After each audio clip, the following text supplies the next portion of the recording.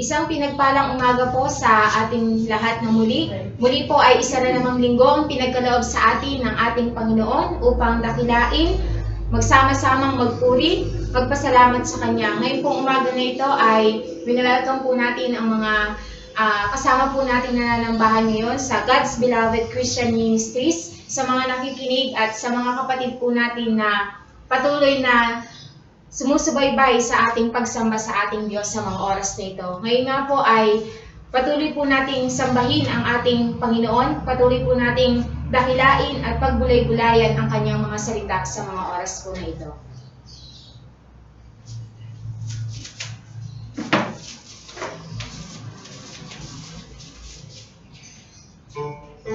Magandang umaga po sa inyong lahat. Amen? Amen! Isang karangalan natin sa Panginoon ngayong umagang ito na patuloy nating itaas ang Kanyang pangalan at patuloy po nating damhin ang presensya ng Panginoon sa umagang ito sa pamamagitan po ng mga makalangit po ng mga awitin. Pero bago po tayo magsimula, nais ko muna pong basahin sa inyo ang awit 100. Ang sabi po rito, umawit sa kagalakan ang lahat ng mga bansa. Si Yahweh ay papurihan, paglingkuran siyang pusa. Lumapit sa harap niya at umawit na may tuwa. O si Yahweh ay ating Diyos, ito'y dapat na malaman. Tayo'y Kanya, Kanyang lahat tayong Kanyang nilalang. Pumapasok sa Kanyang templo na ang puso'y nagdiriwang, umaawit, nagpupuri sa loob ng dakong banal. Purihin ang ngalan niya at siya'y pasalamatan. Mabuti ang Panginoon, pag-ibig niya'y walang hanggan. Siya'y Diyos na mabuti, laging tapat, kailanman. Amen. Praise God. Magpuri po tayo sa Panginoon sa umaga ito.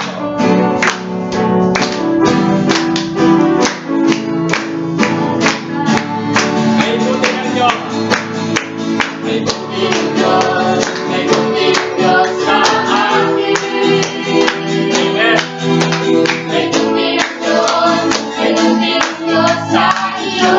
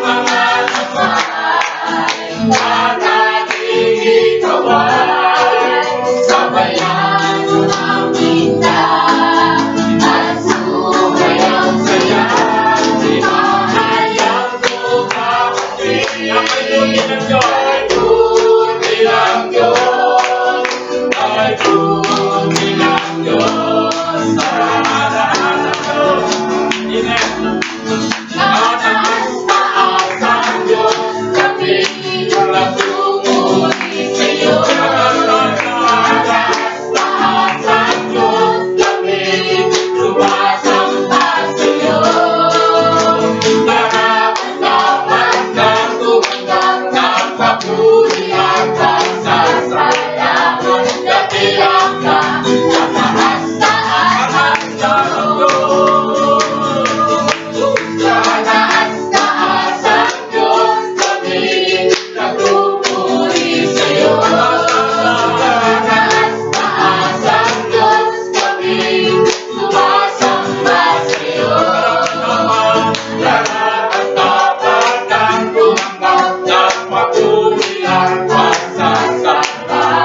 dakilakan, taas-taas ang Diyos. Ikaw ang kalakasan. Amen.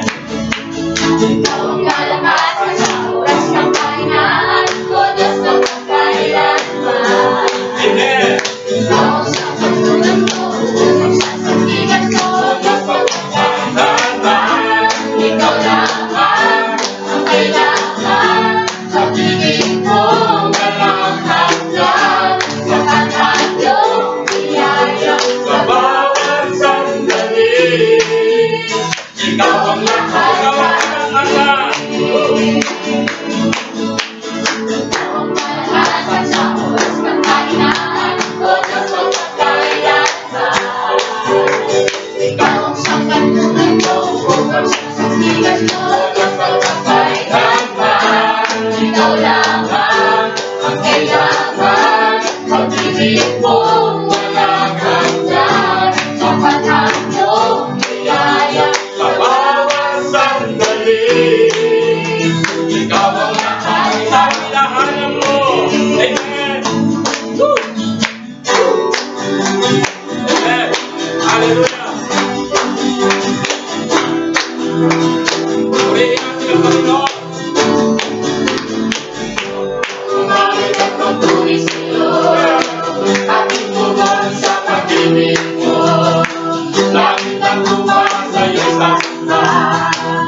O Diyos, purihin ka, dakilang kang kalakasan. Ikaw ang hinahanap ko sa buhay kong ito, at wala ka ay di makontento. Sumasamba sa'yo, sa kasagaran ng kasiyahan, tunay na nadarama ko.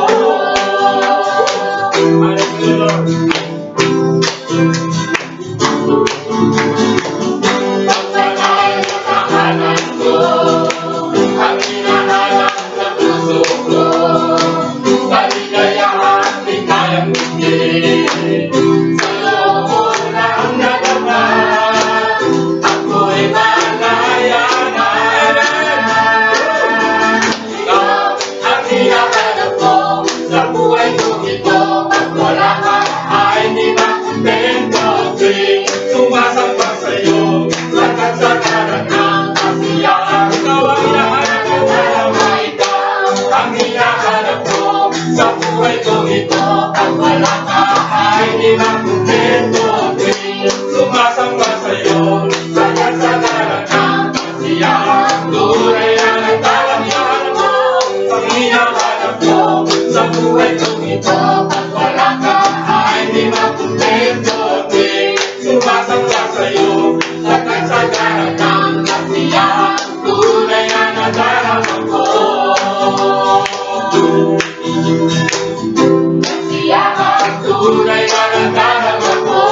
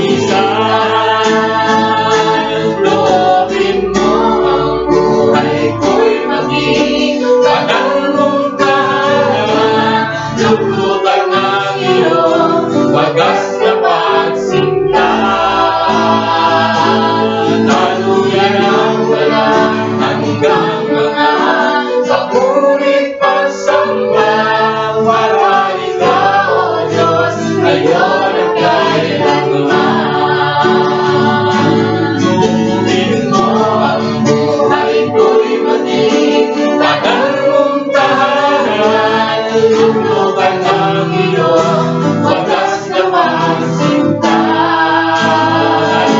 Hallelujah ang wala hanggang mga papurit pagsamba.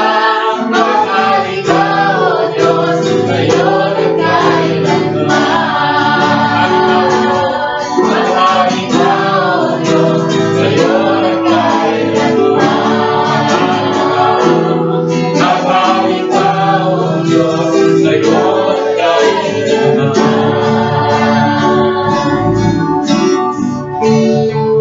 Purihin ka, O Diyos, ang aming alay ay pagsamba. Kalwalhatian, kung karangalan, kapangyarihan mo'y walang katulad. Ikaw, Diyos, pupurihin ka, O Diyos. Ang aming alay ay pagsamba. Kalwalhatian, kung karangalan, kapangyarihan mo'y walang katulad. Ikaw ang tunay na Diyos, ika'y walang katulad. Ika'y nag-iisa, ikaw lamang walang iba. Sa'yo ang aming awit, hindi ng aming tinig, isisigaw sa buong mundo. Ikaw ang tunay na Diyos, ika'y walang katulad. Ika'y nag-iisa, ikaw lamang wala ng iba. Sa'yo ang aming awit, hindi ng aming tinig, isisigaw sa buong mundo. Isisigaw sa buong mundo. Isisigaw sa buong mundo. Isisigaw sa buong mundo. Isisigaw sa buong mundo. Dakilan mo.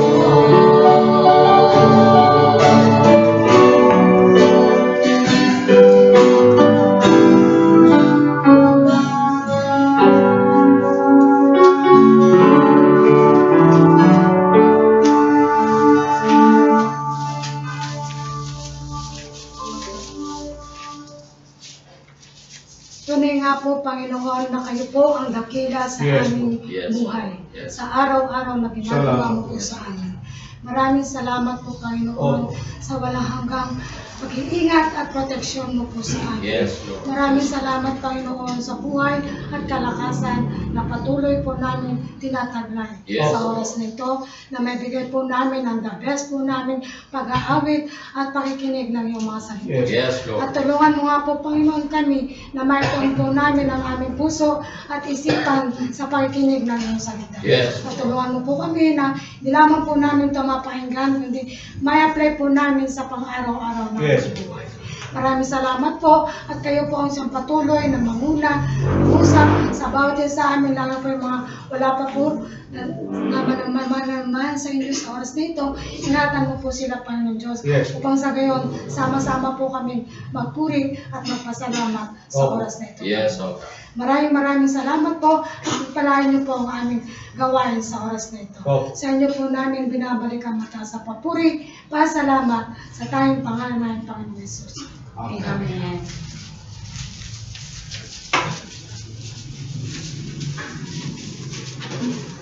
Makipagbukasan po kayo sa akin sa Hebreo 3, 1 verse 1 verse 6. At magsalitaan po tayo sa pagbasa. Hebreo 3 verse 1 to 6. Mga hinirang na kapatid at kasama sa pagtawag ng Diyos, alalahanin niyo si Jesus, ang sugo ng Diyos, ang pinakapunong pari ng ating pananampalataya. Kapag siya sa Diyos na pumili sa Kanya, tulad ni Moises na naging tapat sa buong sambayanan ng Diyos. Kung ang nagtayo sa bahay ay mas marangal kaysa sa bahay, gayon din naman, lalong marangal si Jesus kaysa kay Moises. Bawat bahay ay may tagapagtayo, ngunit ang Diyos lamang ang nagtayo sa lahat ng bagay.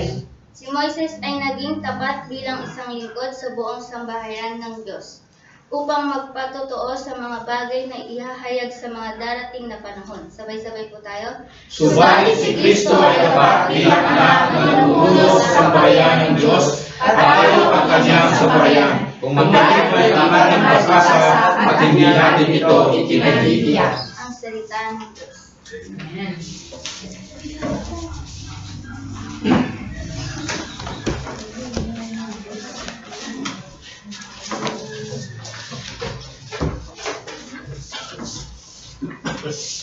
Magandang umaga po sa ating lahat. Sa pong kagalakan sa ating puso na nakagraduate na po ang ating tatlong kabataan ng grade 12. No? Hindi mo natin sila doon sa harapan ang ating pong papanalangin para salamat sa Panginoon. Si kapatid na Jobert with honor. Amen! Yeah.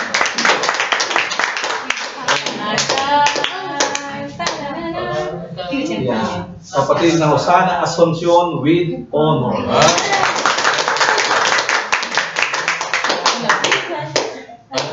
Pero ba? At si kapatid na Nora Joy with high honor. Sige po, tayo po kayo tumayo at tayo po yung mananalangin. Dilingin mo natin sa Panginoon ang special na pagpapala para po sa kanila. Medyo gumagod yan.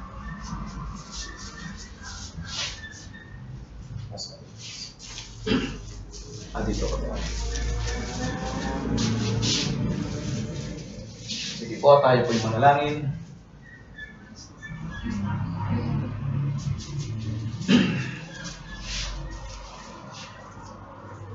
Ama naming Diyos, maraming salamat po. Yes. Salamat po, Ama, dahil Ikaw po ang nagbigay sa kanila ng buhay at Yes. kalakasan.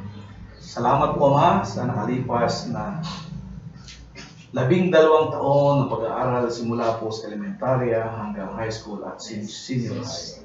Salamat po sa nakalipas na panahon na tinulungan mo po sila, binigyan mo sila ng karunungan. Yes. Tunay nga po, Panginoong dakila ka. Yes. Dahil ikaw po ang nagtataas ng iyong mga anak. Amen. Salamat po, Ama, sa karangalan na pinagkaloob mo sa kanila. Yes. At nawa po kayo po ang nabigyan namin ng karangalan Yes. sa mga karangalan. Yes. Salamat po kayo dahil alam po namin sa iyo nagmumula ang talino.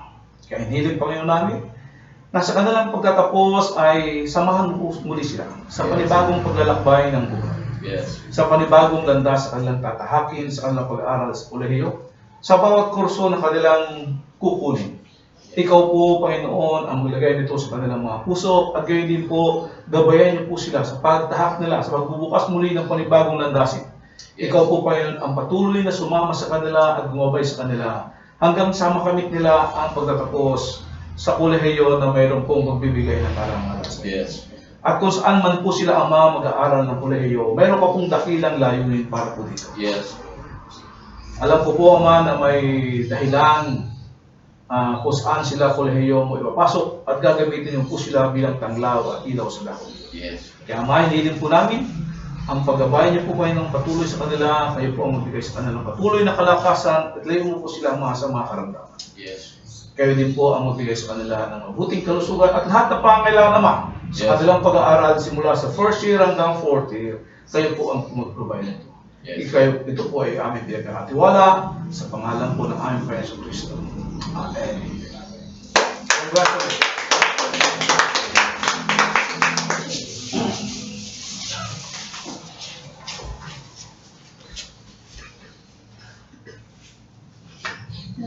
Isang araw, nanginginig ang kamay ni Aling Sebia.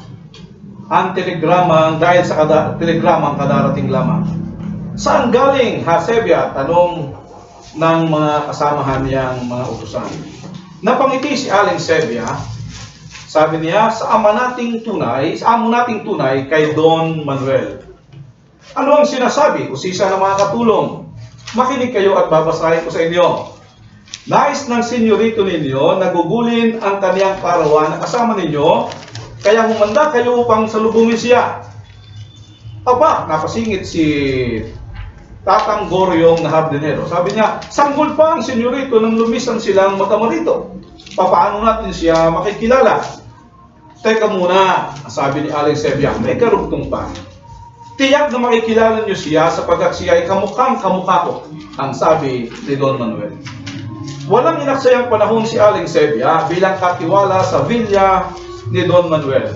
Ang lahat ng utusan ay pinakilos niya upang maganda ng isang piging sa pagsalubong sa kanilang batang amo. Ginayakan nila ang buong bahay at hardin ng iba't ibang palamuti at ilaw at nagpaluto si Aling Sebia ng masarap na pagkain. Inanyayahan pa niya ang lahat ng matataas na tao sa bayan. Kaya mahigpit ang bilin niya kay Tasyo. Ang sabi niya kay Tasyo, huwag kang magpapasok nang hindi nakabihis ng magara. Nang gumabi na ay unti-unting nagdating na ang mga panauhin. Magagara ang kanilang mga suot at marami silang daladalang magagandang regalo. Habang lumalalim ang gabi, ay lalong lumalakas ang halakhakan at walang patid ang tugtugan at sayawan at tila walang pagkaubos ang mamahaling mga alak. Magmamadaling araw na nang tumigil ang tugtugan. Naalis na mga panahon, may isang tila napukaw sa mahimbing na pagkakatulog. Ang biglang nagtanong kay Aling Sebia. Sabi niya, Aling Sebia, nasaan ba ang may karawan? Nalito si Aling Sebia, nakaligtaan niyang lahat ang may karawan. Tumakbo siya sa may tarangkahan ng bilya at tuwa'y natagpuan nila ang isang binata na parang pinilas na bunga ni Don Manuel na nakatulog na dahil sa pagod. Hindi siya pinapasok ni Tasyo sapagkat hindi siya nakasuot ng magarang damit. Nakatutuwang kwento na tunay na nagsasalarawan ng pagtanggap ng mga tao sa katiwalang si Moises kaysa sa anak na si Jesucristo. Ang mensahe po sa umaga ito ay pinagbatang natin ang katiwalang tapat at ang dakilang anak. Ang aklat po ng Hebreo ay sinulat para sa isang komunidad ng mga Hudyo na naninirahan sa labas ng Jerusalem.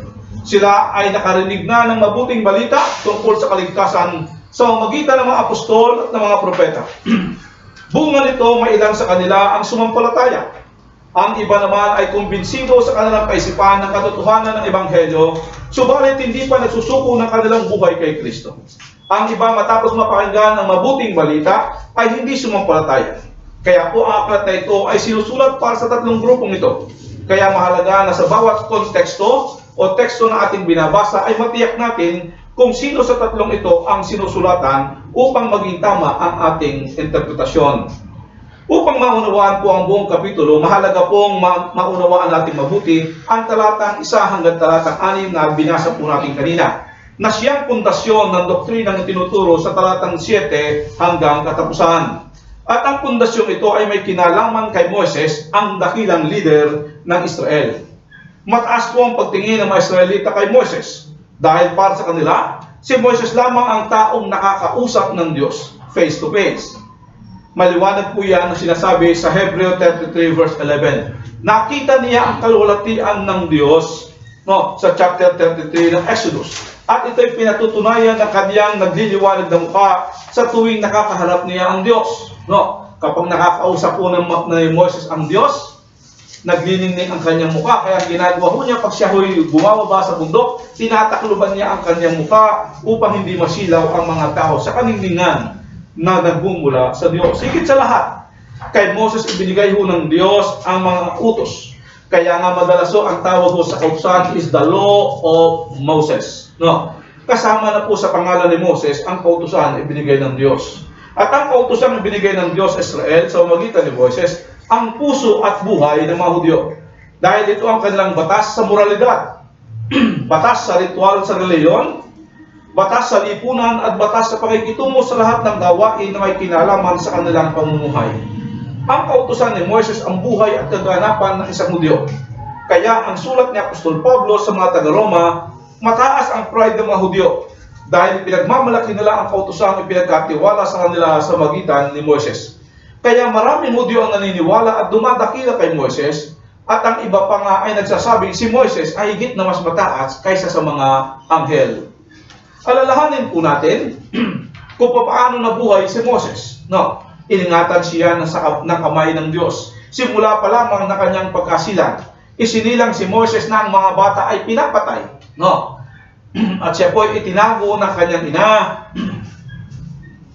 At iningatan ng Diyos para para siya ay mabuhay. Kaya simula po sa kanyang pagkasilang hanggang sa kapagkamatay, si Moses na po ay nasa kamay ng ating Diyos. Ang sabi pa nga po sa Biblia, ang Diyos mismo ang naglibing kay Moses. Sa pagitan ng kanyang kapanganakan hanggang kamatayan, ay maraming himala ang ginawa ng Diyos sa buhay niya at sa pamamagitan niya. Ang prinsipe ng Ehipto ay sinubukang iligtas ang kanyang bayan sa magitan ng kanyang sariling lakas, ngunit siya ay nabigo. Subalit, ito ay paghahanda sa kanya ng Diyos na nanatanging tungkulin na palayain ang bayan ng Diyos sa pag-aalipin. At ito ay naganap hindi dahil sa kanyang sariling lakas at diskarte, kundi ayon sa kapangyarihan ng Diyos. Itong si Moises ang ginamit ng Diyos upang ang Israel ay dumaan sa lupang minsan lamang sinikatan ng araw patungong disyerto. Ano po ba yung minsan lamang sinikatan ng araw? Alam niyo ba yun? Ha? Ano yung lupang minsan lamang sinikatan ng araw? Yung hinasin yun. Ha? Yung lupa doon sa Red Sea. Siya din po ang nagpahayag ng kalooban ng Diyos sa magitan niya ay naitayo ang tabernakulo, ang kabanantipan at ang lahat ng kagamitan sa pagsamba at kaparaanan ng mga ritual sa kanilang pagsamba. Isang dakilang leader, isang kahangahangang lingkod ng Diyos at minamahal ng Diyos, at ngayon ay bayani sa puso ng mga Hudyo. Subalit ang banal na Espiritu sa magitan ng aklat na ito ay muling nagpapahayag na mayroong ipinadala ang Diyos na higit na dakila kaysa kay Moses. Sino po siya? Siya po ang ating Panginoong Jesucristo. At sa mga talatang ito ay makikita natin ang kalingningan ng mukha ni Jesus na hindi lamang nagre-reflect ng kalwalatian ng Diyos tulad ni Moses, bagkus ay nagpapakita ng kalwalatian ng tunay na Diyos. Ang manunulat ay nagpapahayag ng kalalagayan kung bakit si Jesus ay higit na dakila kaysa kay Moses. Meron tayong tatlong bagay na pag-uusapan kung saan si Jesus po ay nasasabi mo natin higit na dakila kaysa kay Moses. Una po, Jesus is superior in His office. Jesus is superior in His office. Verse 1. Pangalawa po, Jesus is superior in His works. Jesus is superior in His works. Verse 2 to 4. At pangatlo, Jesus is superior in His person. Jesus is superior in His person. Verses 5 to 6. Tatlong napakahalagang katotohanan ang atin ng pag-uusapan. At sana ho, huwag kayong antukin at huwag kayong makatulog. Kundi samahan niyo po ako sa pag-aaral at alam po natin na sa pag-aaral natin ito, lalo tayong lalago sa ating pagkakilala sa ating Panginoong Jesucristo. Ang sabi po sa unang talata, sa English, ganito po ang sinasabi, "Wherefore, holy brethren, partakers of the heavenly calling, consider the apostle and high priest of our profession, Jesus Christ." Sa Tagalog, mga hinirang na kapatid at kasama sa pagkatawag ng Diyos, alalahanin ninyo si Jesus, ang sugo ng Diyos at ang pinakapunong pari ng ating pananampalataya. Maganda ang ginamit sa English, no? Unahin mo muna natin yung mga terms, yung mga salita ho ng talatang isa. At isa-isahin muna natin ang bawat salita, no? Pag-usapan muna natin ang unang bahagi ay ang mga terms, o the terms. The first term natin pag-usapan is the word wherefore, no? Anong ibig sabihin po pag sinabing wherefore? Ha? Pag sinabing wherefore, ano pong ibig sabihin? Siya ho ba ay nag-uumpisa? O siya ho ay nagtatapos? O siya ay nagbibigay ng konklusyon? Medyo kabigo siya. Pinaltan lang yung T, no? Sa therefore, no? Pag sinabi ho natin ang salitang wherefore ay nagpapakita ng mga argumento bago ang talatang ito, at ito po ay tumutukoy sa kanya na bagay saan? Sa Kapitulo 2, no? Sa Kapitulo 2. Kaya ho, pag binabasa ho natin ang Biblia, napakalaga ho ilagay natin lagi sa ating kaisipan na ang Biblia ho, ang original na Biblia ay walang mga kapitulo at walang mga talata. Ngayon ho kasi pag kami sa nadadaya tayo ng interpretasyon natin, na iniisip natin na bawat isang kapitulo ay hiwalay sa kabilang kapitulo. Yan ho'y nasulat na wala hong mga kapitulo at walang mga talata. Kaya yan po ay dugtong-dugtong at merong iisa pag-aasunod-sunod ng mensahe. Parang isang buong sulat to ang buong aklat ng Hebreo. Para humaunawaan natin mabuti, kailangan basahin natin ang buong aklat upang makita ho natin ang sinasabi nito. So sabi ho natin, ang salitang wherefore ay tumungabanggit sa nakatapos niyang diskusyon sa chapter 2. No? Ano ho bang discussion natin sa chapter 2? Na si Jesus, sa chapter 2 po, si Jesus ay naging mas mababa pa sa anghel upang siya ay maging ating perfectong, substitute sa kamatayan. No? Si Jesus ang ating perfectong substitute sa kamatayan sa talatang 9. Na siya din po ang perfecto nating salvation captain, no? Sa talatang 10 noong kapitulo 2. Na siya rin po ang tinatawag nating Satan conqueror, no? Na siya ang tumalo kay Satanas at sa kamatayan. At sinabi nga ho natin, siya pa ngayon ang may hawak ng susi ng kamatayan at ng Hades. Sa talatang 14. Na siya din po ang ating sanctifier. Siya sa atin ang nagpapabanal. Isinuot niya sa atin ang kanyang kabanalan. Kaya nga ho tayo magkapatid, no? Dahil sinuot ni Kristo sa atin ang kanyang kabanalan. Magkapantay po tayo ng kanyang kabanalan, no? Sa talatang 11, na siya rin po ang tumawag sa atin bilang kanyang mga kapatid sa talatang 12, na siya ang nagpalaya sa atin sa pagkaalipin sa talatang 15. At siya rin po ang makapangyarihan at mapagmalasakit at tunay na tapat na punong saserdote, talatang 16 hanggang talatang 18. Sa pagkakataong ito, ang manunulat po ay nangungusap sa mga Hudyong nananampalataya kay Jesus. Subalit kumakapit pa rin sa mga ritual ng lumang tipan. Kinukumbinsin sila ng manunulat na magtiwala at manangan and to focus on the absolute sufficiency of Jesus Christ. Yun po yung ibig sabihin natin sa salitang wherefore. The second term that we are going to discuss is the word holy brethren. No? Holy brethren. Marami din po, alam niyo po, marami naniniwala na ang buong Hebreo ay sinulat lamang para sa mga mananampalataya. Subalit madalas po, no, dahil po ito sa salitang brethren.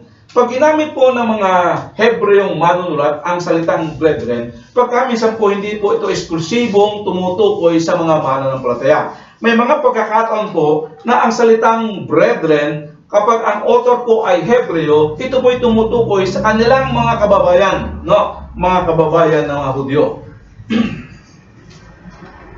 At ito may maliwanag ho natin mababasa sa bahagi ho ng Gawa, Kapitulo 2, at Gawa Kapitulo 13, hindi na po natin babasahin. Subalit dito po sa Hebreo, upang ipakita ng manunulat ang kaibahan ng kababayan sa tinatawag ding kapatid sa mga kababayang mananampalataya.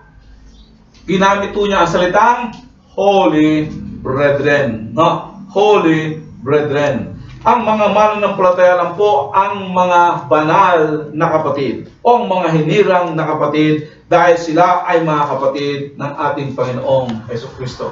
Tingnan nyo nga po ang inyong katabi. No? Ang tawag po natin sa katabi nyo ay ano? Dagdagan natin. Holy brethren. No? So, i-congratulate po natin ang ating katabi. Kahit hindi na po natin kamaya, sabihin mo, holy brethren. Holy brethren. Yan, no? Huwag lang ho kayong huwag lang ho tumayo ang ating balahibo, no? Medyo... Pero yung po ang katotohanan ng Biblia, na dahil po sa pagsusuot sa atin ng ating Jesucristo, tayo po ay banal na mga kapatid, ayon po sa sinasabi ng Biblia, no? Dahil ang mga mananampalataya ho ay ano? Pinapaging banal ng ating Panginoon Jesucristo. Ang sabi nga po sa Hebreo Kapitulo 10, talatang 10, ay ganito po ang ating mabasa. Hebreo Kapitulo 10, talatang 10, at dahil sinunod niya ang kalooban ng Diyos. Sinong sumunod? Ang ating Panginoon Jesucristo. Tayo ay pinagginawang banal na Jesucristo. No? Hindi po dahil sumunod tayo sa kalooban ng Diyos, kundi dahil sinunod ni Jesus ang kalooban ng Diyos, tayo ay ginawang, ano daw po? Banal. Nino? Ni Jesucristo sa pamamagitan ng mensanang paghahandog ng kanyang sarili at iyon ay sapat na. Sapat na po pala ang handog ni Jesus para tayo ay maging banal. Talatang 14 ng Hebreo Kapitulo 10 po, ito po ang sinasabi. Sa makatuwid sa mamagitan lamang ng isang paghahandog ay kanyang ginawang ganap magpakailanman ang mga nililinis. Ulitin ko po, ano po sinabi? Kailan ka po banal? Kailan ka naging banal? Nung tumanggap ka sa Panginoon, humingi ka ng tao sa Panginoon, sabi ng Biblia, ikaw ay ginawang banal dahil sa paghahandog ng ating sarili. Hanggang kailan po ang inyong kabanalan? Ha? Hanggang kailan po ang kabanalan? Hanggang sa wakas po ng pangdaring ating Panginoon. Sabi yan, magpakailanman. No, hindi ko tayo nagpo-promote ng ng programa sa TV. Magpakailanman. No? Verse 17 and 18, ganito po siya sabi. Pagkatapos ay sinabi pa niya, kalilimutan ko na ang kanilang mga kasalanan at kasamaan. Sapagkat ipinatawad na ang mga kasalanan, hindi na kailangan pang maghandog dahil sa kasalanan. Yan po ang ating talalagayan. We are holy brethren. At hindi po dahil sa ating sarili. No? Wala ho akong ginawa para ako'y maging banal. Lahat po yan ay ginawa ng Diyos para sa atin.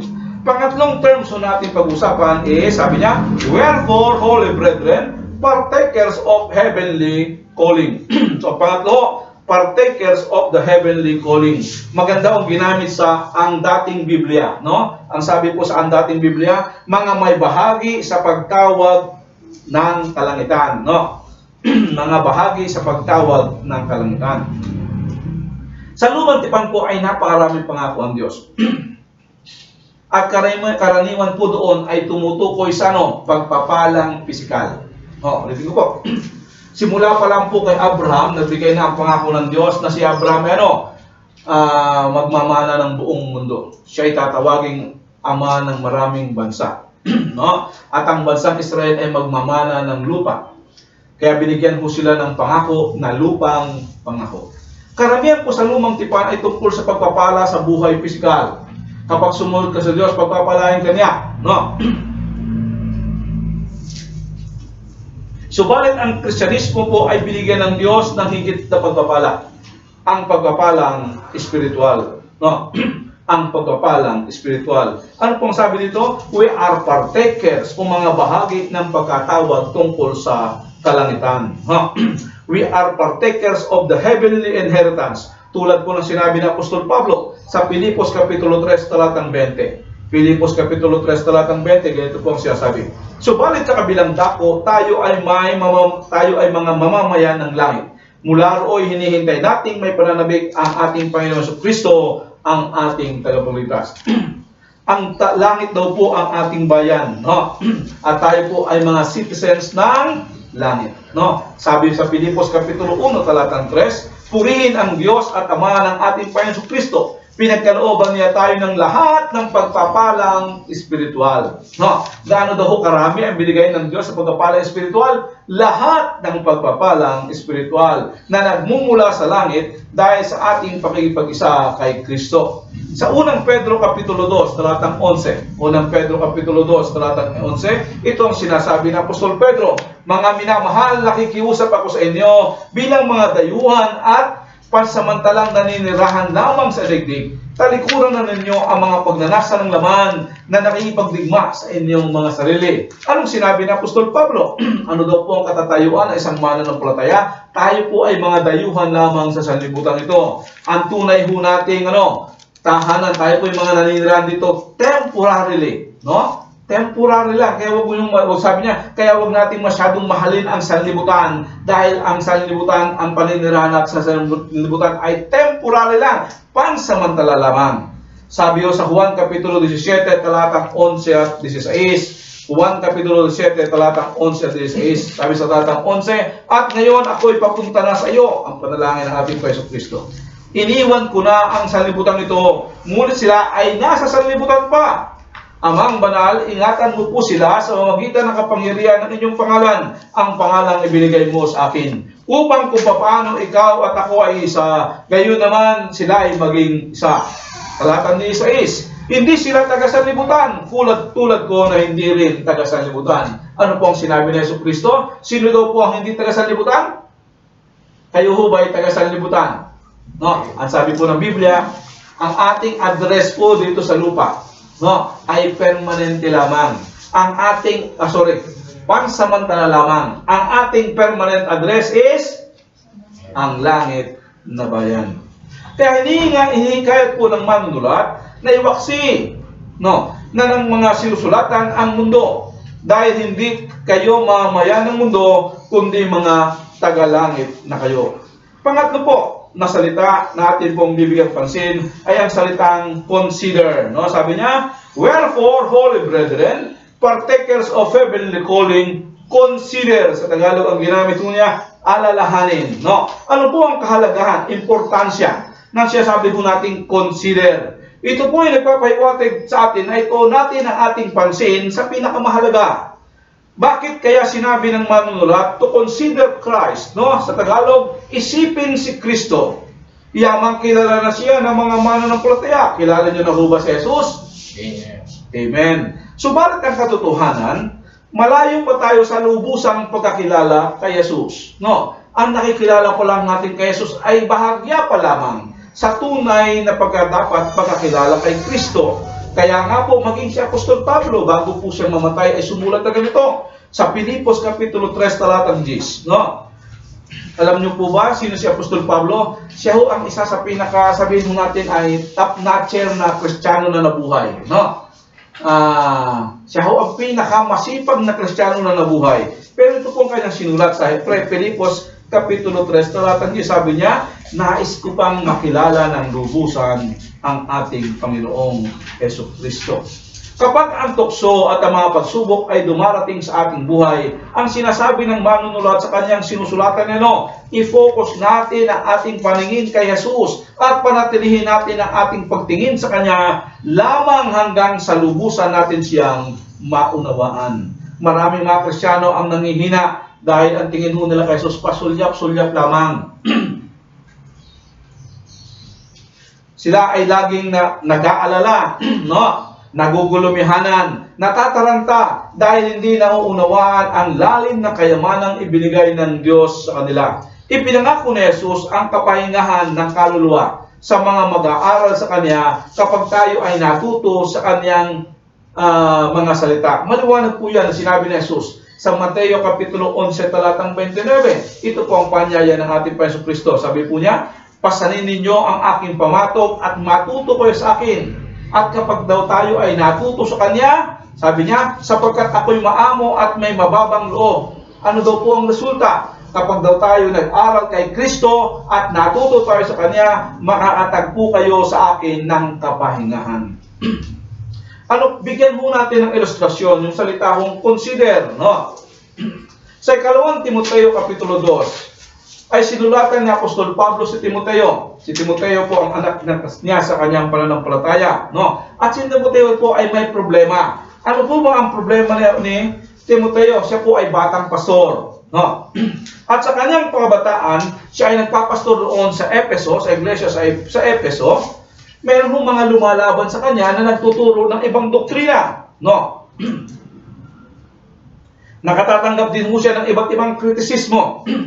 At siya ay pinanghihinaan ng loob. Dahil dito, posible magkaroon siya ng ulcer. No? Kaya po siya ay pinayuhan ni Apostol Pablo. Sabi niya, uminom ka ng kaunting alak para para sa kanyang problema sa tiyan, hindi sa kanyang problema sa ulo. Ano? Ulitin mo natin, ha? Kaya pa po siya pinainom ni Apostol Pablo dahil sa kanyang problema sa tiyan, hindi sa kanyang problema sa ulo. No? Pinalalanan din po siya ni Apostol Pablo na maging tulad ng isang mabuting sundalo na tapat sa kanyang commander-in-chief. Maging tulad ng isang magsasaka na matyagang naghihintay at umaasa sa kanyang aanihin. At maging mahusay na manlalaro na may disiplina. At sa talatang 8 na 2 Timoteo Kapitulo 2 ay ganito ang kanyang payo. Alalahanin mo si Jesucristo. Sabi ni Apostol Pablo, kapag may problema ka, alalahanin mo si Jesucristo, ang muling binuhay at nagmulas ang kanilabid ayon sa magandang balitang ipinangaral ko. Ang pinakamahalagang bagay na dapat po natin gawin tuwi-tuwi na ay alalahanin ang ating Panginoong Jesucristo. At alam niyo po ba, ang gawain mong ito hindi lamang dapat kung tayo ay may problema, no? Siguro kaya minsan binibigyan mo tayo ng Diyos ng sunod-sunod na problema kasi nakakalimutan natin si Yesu Cristo. Kaya paalala ng mananampalataya, consider Jesus Christ, no? Sa Hebreo Kapitulo 12, talatang 1 hanggang 2. Ito po ang ating mababasa. Hebreo Kapitulo 12, talatang 1 hanggang 2. Kaya nga, dahil napapaligiran tayo ng napakaraming saksi, tanggalin natin ang anumang balakid at ang kasalanang kumakapit sa atin. Buong tiyaga tayong tumakbo ng takbuhing nasa ating harapan. Ituon natin ang ating pagtingin kay Jesus, sa Kanya nakasalalay ang ating pananampalataya mula sa simula hanggang sa katapusan. Dahil sa kagalakang naghihintay sa Kanya, hindi niya inalintana ang kahihiyan ng pagkamatay sa krus, at siya ngayon nakaupo sa kanan ng trono ng Diyos. Ang mananampalataya po ay tulad ni Apostol Pablo sa isang mananakbo.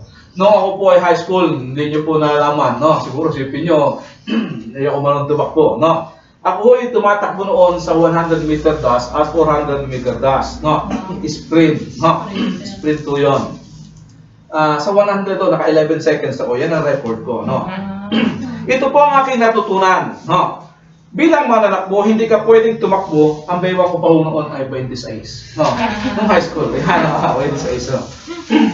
Natagdagan ng no comment. No? Ito po ang natutunan ko sa aking pagtakbo. Hindi ka pwedeng tumakbo na nakatingin sa iyong paa. No? Maliligaw ka. Hindi ka rin mo pwedeng tumakbo na nakatingin sa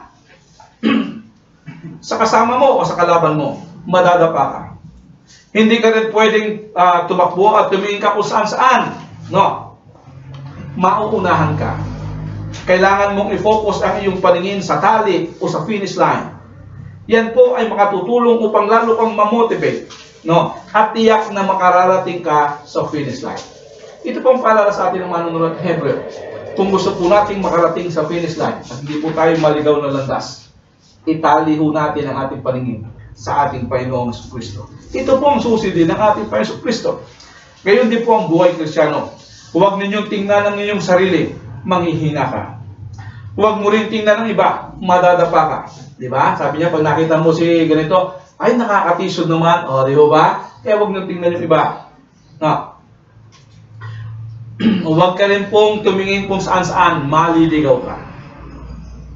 Tumingin ka lamang po kay Jesus. Titigan mo si Jesus na siyang pinagmulan at nagpapasakdal ng ating pananampalataya. Yan po ang tudlain ng isang mananakbong mananampalataya. Pangalo po, hindi lamang po natin pinag-usapan ang terms with regards to the superiority of Christ in His office. Pag-usapan mo natin ngayon ang titles, no? Titles, ang mga titulo ng ating Panginoong Kristo. Sabi niya dito, si Jesus ay higit kaysa kay Moises dahil siya ay parehong apostol. Sa ibang salin ang ginamit ay sugo. Sa ADB po o ang dating Biblia ang ginamit ay apostol. Ang pinakapunong pari ng ating pananampalataya. Si Moises po ay sinugo din po ng Diyos. Pero hindi po siya tinawag ng term na apostol. No? At hindi rin din po si Moises, bagamat naging dakilang leader, at nakakausap pa ng Diyos, naging pare ho ba si Moses? Sino po ang naging pare? Isipin niyo po, si Moses ang nakakausap ng Diyos face to face. Pero ang pinili ng Diyos na maging punong saserdote ay si Aaron. Sa pagkukumpara ho ng manunulat tungkol sa ating Panginoong Kristo kumpara kay Moses, no, kinumpara ho niya sa mga titulo na ginamit sa ating Panginoong Kristo. Ano pong unang titulo na ibinigay sa ating Panginoong Kristo? Ang sabi ng manunulat, siya po siya ang ating Panginoong Kristo ay apostol. In a sense, siya po ay sugo. Siya ang dakilang sugo ng ating Panginoon, ng ating Diyos. Ang salita pong apostol ay galing sa wikang Grego na apostolos, na ibig sabihin po ay ambassador. No?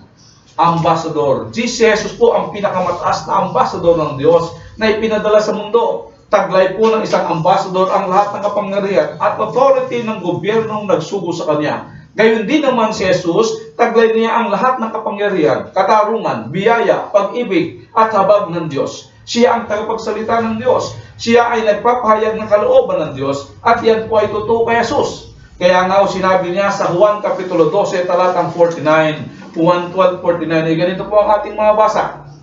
Sapagkat hindi ako ang nagsasalita ng mula sa aking sarili, ang Ama na nagsugo sa akin ang siyang naguutos kung ano ang aking sasabihin at ipahayag.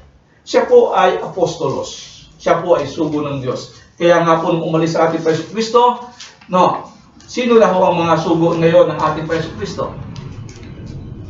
Sino na po ngayon ang sugo ng ating Kristo? Sabi po niya sa Mateo 28:18, ipinagkaloob na sa akin ng Ama ang lahat ng kapangyarihan sa langit at sa ibabaw ng lupa. Kaya kaya isinusugo ko kayo, Taglay na po natin ngayon ang titulo bilang ambassador ng ating Panginoong Jesucristo. We have the all authority na ibinigay ng Diyos. Pangalawa po, na titulo po na ibinigay ng sa ating Jesucristo is High Priest. High Priest. Si Jesus po ang ating punong pari o saserdote, ang dakilang tagapamagitan ng Diyos at sa tao. Para po maunawaan natin mabuti ang kaibahan ni Jesus sa mga naging punong saserdote, sa lumang tipan ang punong saserdote lamang po ang may suot na tunim at urim. Naalala niyo po sa ating mga quizzes noon, May kasuotan mo siyang tunim at urim. Ano po ang gamit ito? Sino nakakalala sa inyo? Ano sa ba ginagamit yung tunim at urim? Sa pagsasangguni po nila sa Diyos. Pagsasangguni sa? Sa Diyos po. Sa Diyos. Pagsangguni niya. Tama po yun. Pag sila po ay nagtatanong sa Diyos, yung tunim at urim, yun po ang yes and no. Yun po ang yes and no. Ang may hawak ng puno ay ang punong saserdote. Ang punong saserdote lamang din po ang pwedeng maghandog para sa kasalanan ng mga tao minsan lamang isang taon. Ang tinatawag natin dito ay sa kanila ay piyesta ito, the Day of Atonement. Sa araw ito, ang buong Israelita ay nag-aayuno. Kailan mo ba nangyayari yun? Ika-10 araw ng ika-7 buwan. Tumatapat po siya sa atin around September, October. Ika-10 araw ng ika-7 buwan. Ika-7 buwan ho nila, dapat sa atin ng September or October. Sa pagitan niya. Na kung saan ang punong saserdote ay magdadala ng dugo, papunta doon sa dakong kabalan-banalan. Minsan lamang po makapapasok doon ang dakilang saserdote o ang punong saserdote. Wala pong pwedeng pumasok doon kundi ang punong saserdote. At yan po ang ginagawa ng punong saserdote sa lumang tipan. Siya lamang po ang authorized na pumasok sa daong kabalan-banalan minsan isang taon para maghandog ng kasalanan para sa kasalanan ng mga tao. Sa madaling salita po, ang punong saserdote ang naglalapit sa Diyos, sa tao, sa Diyos. Si Jesus po ay naging tao, hindi lamang upang ilapit ang tao sa Diyos, kundi ang Diyos mismo ang lumapit sa tao sa pamamagitan ni Jesus. Inaabot ng Diyos ang kanyang kamay upang tayo abutin. At hindi lamang po yan, si Jesus din po ay naghandog minsan lamang at ito po ay sapat na para tubusin tayo sa ating mga kasalanan. Minsan po, magandang talino ang dyablo kapag tayo ay nagkakasala. Naglalagay ho siya ng pagdududa sa ating kaisipan. Kapag tayo nalalayo sa Panginoon, nalalayo siya ng pagdududa. Ako nga ba'y pinatawad na ng Diyos? Maliwanag po yan. Si Jesus po ay naghandog na para sa iyong kasalanan. Minsan lang at iyon ay sapat na. Sabi po sa Hebreo Kapitulo 3, sa pinag-aralan po natin, si Jesus po ang dakilang saserdote na ating kinikilala. Sinasabi po ng manunulat sa mga mananampalataya na yamang tinanggap na nila si Jesus bilang kanilang Panginoon, kinakailangan nilang ituon ang kanilang isip at paningin kay Jesus upang siya ay kanyang makita sa kaniningan higit pa kay Moses. Ito rin ay nagpapahayag sa atin ngayon na mga nagsasabing sumasampalataya kay Jesus na ituon natin ang ating paningin at isip sa Kanya tulad ng sinabi ni Haring David, sa buong magdamag ang iniisip ko ay ikaw. Siya ang ating Jesucristo po, ang ating punong pare. No? Ito ang kagandahan sa punong pare natin. Siya po ay naging tao at nakakaalam ng dinaranas ng mga tao. Kaya po nakatitiyak tayo na kung lumapit po tayo sa ating Jesucristo, nauunawaan po niya. At alam niyo po, mas matindi pa nga ho naranasan niya. Kasi tayo po, pag minsan, pag tinutokso, hindi pa po tumatagal yung tukso, nahuhulog na tayo sa tukso. Tama po ba? Pero si Jesus po, nung siya po nandito, nakapagtagumpayan niya ang bawat tukso. Kaya sabi ng Biblia, siya ay punong saserdote na makatutulong at nakakaunawa sa atin. Kaya nga sabi ng Biblia, kapag tayo daw po ay may pangangailangan, lumapit tayo sa trono ng biyaya. At ito'y kakamtan natin sa panahong kailangan natin. Pangalawang kahigitan ng ating Jesucristo kay Moises ay sa talatang 2 hanggang 4. No, sa talatang 1 sinabi natin, Jesus is superior in his office. Pangalawa po, Jesus is superior in his works. Talatang 2 hanggang 4. Sabi po sa talatang 2, tapat siya sa Diyos na pumili sa kanya, tulad ni Moises na naging tapat sa buong sambahayan ng Diyos. Kung ang nagtayo ng bahay ay mas marangal kaysa sa bahay, gayon din naman, lalong marangal si Jesus kaysa kay Moises. Bawat bahay ay may tagapagtayo, ngunit ang Diyos lamang ang nagtayo ng lahat ng bagay. No? Una po, pag-usapan natin is ang similarity, his similarity to Moses. No? Ano ho ba ang pagkakahawig ni Jesus kay Moises? Medyo matalino ho ang paggagamit, ang pagsusulat dito ng manunulat. Tandaan natin, kinikilalang at iginagalang na mabuti ng mga Israelita si Moses. No? Kaya maganda ho ang kanyang paggagawa ng argumento. Ipinakita niya ho muna ang pagkakatulad ni Jesus at kay Moses. The similarity of Jesus to Moses. Sabi natin dito, ano po ang similarity nila? Sabi dito si Jesus ay naging tapat. No? Si Moses ay naging tapat. Ano po ang similarity nila? Is the statement of faithfulness. No? Ang katapatan. Pareho po silang naging tapat. Tungkol po kay Jesus, no? ang umpisa po ng talatang 2, sabi niya, ay nagpapahayag ng katapatan ni Jesus sa Diyos dahil tinupad ni Jesus ang lahat ng pinagagawa sa kanya ng Ama. Maliwanag po yung pinatutuhanan sa Juan Kapitulo 6, talatang 38 at 39. Juan Kapitulo 6, talatang 38 at 39. Ito po ang ating mabasa. Ako'y bumaba mula sa langit, hindi upang gawin ang sarili kong kalooban, kung hindi ang kalooban niya na nagsugo sa akin. Talatang 39. At ito ang kanyang kalooban. No. Nakikita niyo ba sa Bible niyo? Basahin niyo natin talatang 39. 1 Kapitulo 6, verse 39. Para malaman ho natin ang kalooban ng Diyos. 1, 6, 39. 1, 2, 3, go. At ito ang kanyang kalooban. Ang huwag kong kayaang mapahamak ang kahit sino man sa mga binigay niya sa akin, kundi ang buhayin ko siyang muli sa huling araw. Yan po ang kalooban ng Diyos. Sa Juan Kapitulo 7, talatang 18, ito din po ang ating mababasa. Ang nagtuturo ng galing sa sarili niya ay naghahangad ng sariling karangalan. Ngunit ang taong naghahangad na paparangalan ang nagsugo sa kanya ay tapat at hindi nagsisinungaling. At yan po ay tumutukoy sa ating Panginoon Kristo. Sa Juan Kapitulo 8, talatang 29, ay ito po ang sinabi ni Jesus. At kasama ko ang nagsugo sa akin, at hindi niya ako iniiwan, sapagkat lagi kong ginagawa ang nakalulugod sa Kanya. Kaya po ano pong katangian ni Jesus? Siya po ay tapat sa Kanyang Diyos. Sa Juan 17, 4, ito po ang ating mabasa. Inihayag ko dito sa lupa ang iyong kalulatian. Natapos ko na ang pinagagawa mo sa akin. Talatang 5, kaya Ama, ipagkaloob mo sa akin ngayon sa iyong harapan ang kalulatiang taglay ko sa piling mo bago palikain ang sanlibutan. Si Jesus po ay tapat dahil lagi niyang ginagawa ang naisin ng Ama. Tinaman ho natin si Moses, regarding Moses. No? Ang huling bahagi po na ikalawang talata ay tumutukoy naman sa katapatan ni Moses.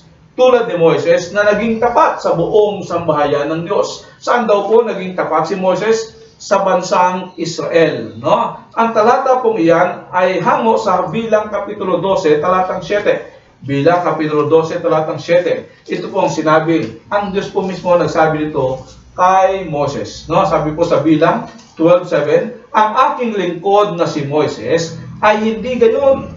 Tapat siya sa aking buong bahay. Mula po sa ang dating Biblia. Ano daw po? Tapat daw po si Moses sa buong bahay. No? Hindi pala, sa buong buhay. No? Parang sa buong buhay. Sino po nagpapagto? Ang Diyos mismo ang nagsasabi, si Moses ay tapat sa kanyang buong buhay. Sa magandang balita Biblia po ay ganito po sinasabi, ngunit kaiba ang ginawa ko kay Moses sapagkat ipinagkatiwala ko sa kanya ang aking buong sambahayan Israel. Saan po naging tapat si Moses? Sa buong sambayanang Israel. Pangalawa po, hindi lamang po yung kanilang kaibahan, no? Ang kanilang pagkakapareho sa faithfulness, the statement of faithfulness. Tingnan din po natin the sphere of their faithfulness, ang sakop o ang lawak ng kanila pong katapatan. Ang unang bahagi po ay si Moses, no? Si Moses po ay tapat sa kanyang sambahayan. Ano po ang sinasabing sambahayan na ipinagkatiwala sa kanya ng Diyos? Ang sambahayang Israel. No? Doon po siya naging tapat sa isang sambahayan ng Israel. Ang sambahayan po ng Israel ay hindi lang po sumutukoy sa mga Israelita, kung hindi maging sa mga hindi Israelita na isama sa kanila. Kung makikita niyo po sa Exodus, no? Hindi lamang po mga Israelita kasama ni Moses na umalis sila sa Egypto. Marami din po mga Ehipsyo ang nakisama sa kanila, no? Sa kanila pong pag-alis sa Egypto. Siya po ay naging katiwala, no? Ang katiwala ay hindi ang may-ari ng tahanan. At si Moses po ang katiwala. Siya ang tagapangasiwa ng tahanan ng Diyos at matapat na nagtagapagpahayag ng salita ng Diyos. Pangalawang bahagi po, with regards to the sphere of faithfulness, ang sakop ng kanila pong katapatan ay tungkol naman po sa ating Panginoon Kristo. Ano po ang sakop ng ating Panginoon Kristo? Sabi dito, Christ is in His household. Sino po ang tinutukoy nitong sambahayan ng Diyos? Para po maging maliwanag sa atin kung sino po ang tinutukoy na sambahayan ng Diyos, buksan po natin sa Efeso. Efeso Kapitulo 2, talatang 19. Efeso Kapitulo 2, talatang 19. Kung nakita niyo po, sabay-sabay po natin basahin. Efeso Kapitulo 2, talatang 19. Ready? Go! Sa makatuwing, hindi na kayo dayuhan o taga-ibang bansa, kundi kababayan na ng mga binirang ng Diyos at kabilang sa kanyang sambahayan. Sino po ang kabilang sa kanyang sambahayan? Sino po ang kabilang sa kanyang sambahayan? Sino po? Hinirang ng Diyos. Yung mga hinirang ng Diyos, sino po sila? Tayo, no? Para po maging maliwanag sa atin, ang sinusulatan po ng Apostol Pablo ay ang iglesia sa Efeso, no? So, nakita po natin ang pagkakaiba. Ang mananampalataya sa lumang tipan ay tinatawag sa sambahayan ni Moses. Ang Israelita sa lumang tipan ay tinatawag na sambahayan ni Moses. Samantalang ang mga mananampalataya sa bagong tipan sa buong mundo ay tinatawag na sambahayan ni Jesus. Kung paano si Moses ay naging tapat sa panglupang sambahayan, gayon din naman si Jesus ay naging tapat sa makalangit na sambahayan. At sila ay parehong naging matapat sa paglilingkod sa sambahayan na pinagkatiwala ng Diyos. Lumalabas po ngayon itong katanungan sa atin, tayo po ba ay tapat na katiwala ng Diyos? No. Tayo din po ba ay tapat na katiwala ng Diyos? Si Jesus po at si Moises ay nasumpungan tapat. Ikaw ba at ako ay tapat na lingkod ni Kristo? Tayo mga mananampalataya ay pinagkatiwalaan ng Diyos ng maraming kaloob. Una sa kaloob na espiritual, upang gamitin natin sa paglilingkod sa ating kapwa. Upang gamitin natin upang palakasin ang mga kapatid. Kung ginagamit natin sa wasto ang mga kaloob ng Espiritu Santo, tayo ay nagiging tapat. No? Subalit kung hindi po natin ito ginagamit, hindi tayo tapat na lingkod ng Diyos. Tayo po ba ay nagbabahagi ng salita ng Diyos? Kung tayo po ay nagbabahagi, tayo po ay tapat na lingkod. Kung tayo po hindi nagbabahagi, tayo po ay hindi tapat na lingkod. No? Tayo po ba ay nagbibigay ng panahon sa pananalangin at pagbabasa ng Biblia? Lalo na ho ngayong COVID-19, napakarami ng ating oras. No? Napakarami ng ating oras. Tayo po ba ay nagbibigay ng panahon sa pananalangin at pagbabasa ng Biblia? Tayo po ba ay nagkakaloob ng saktong sukat sa mga pagpapalang na pinagkakaloob sa atin ng Diyos? Tayo po ba ay nag-aaral ng salita ng Diyos na may kasigasigan? No? Para meron sa atin, may mga guro ho tayo dito. Tayo po ba ay naging tapat? Tayo po ba ay naging tapat na guro sa paghahanda ng ating mga itinuturo na ginagamit? No? ang posisyon ho na ibinigay ho sa atin ng Diyos ay ginagamit ho ba natin upang may pahayag sa iba ang ating pananampalataya? Ang buhay Kristiyano ay isa pong sagradong pagtitiwala na ipinagkaloob sa atin ng Diyos. Ulitin ko po, ang buhay Kristiyano po ay isang sagradong pagtitiwala. Ibig sabihin po, ang bawat sa po sa atin ay mayroong sagradong ipinagkatiwala sa atin ng Diyos. Kayo lang po nakakalam kung ano pong ipinagkatiwala sa inyo ng Diyos. Yan po ay sagradong bagay, tungkulin. At tandaan ho natin, ang lahat po ng pinagkatiwala ng Diyos ay inaasahan natin gagamitin natin para sa Kanyang kaharian. At pagharap po natin sa Diyos, dalawa lang po ang F ang hahanapin ng Diyos. Wala hong marami.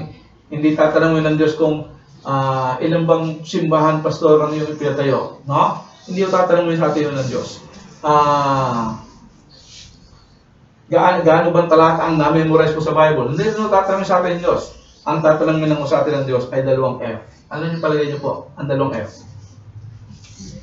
Fruitfulness and faithfulness. No? Fruitfulness and faithfulness. Dito lang po tayo tatanungin ng Diyos. May bunga ka ba, kapatid? At ikaw ba ay naging tapat sa Diyos? No?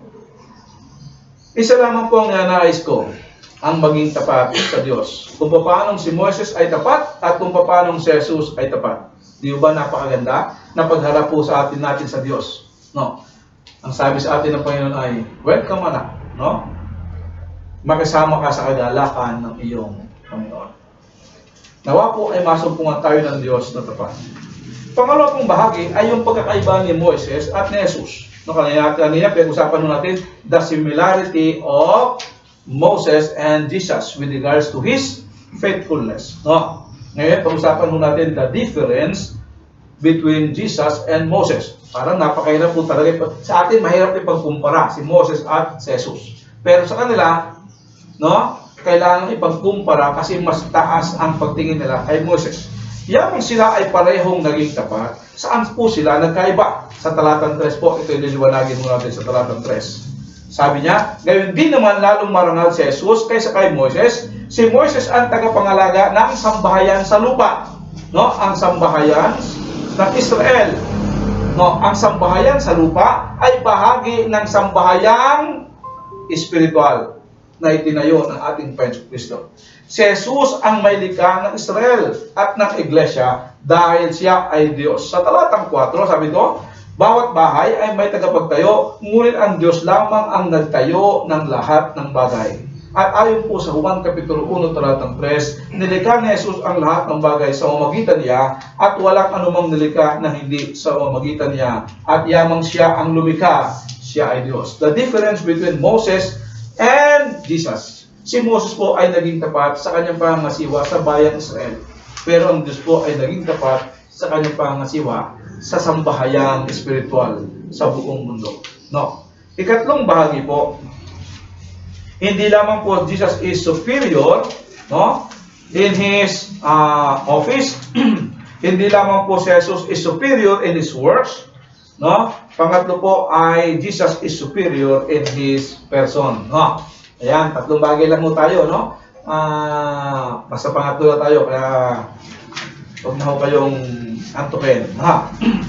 Jesus is superior in his person. Talatang 5 hanggang talatang 6. Saan po muli natin? At sabay-sabay po natin basahin. Hebreo Kapitulo 3, talatang 5 hanggang 6. Ready?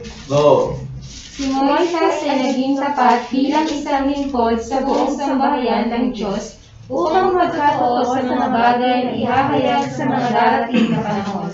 Subalit si Kristo ay tapat bilang anak na namumuno sa sambahayan ng Diyos, at tayo ang kanyang sambahayan, kaya't matibay ang ating pag-asa at hindi natin ito ipinahihiya. Yan. Sa talatang 5 at 6, meron po tayo makikita ang 5 S. No?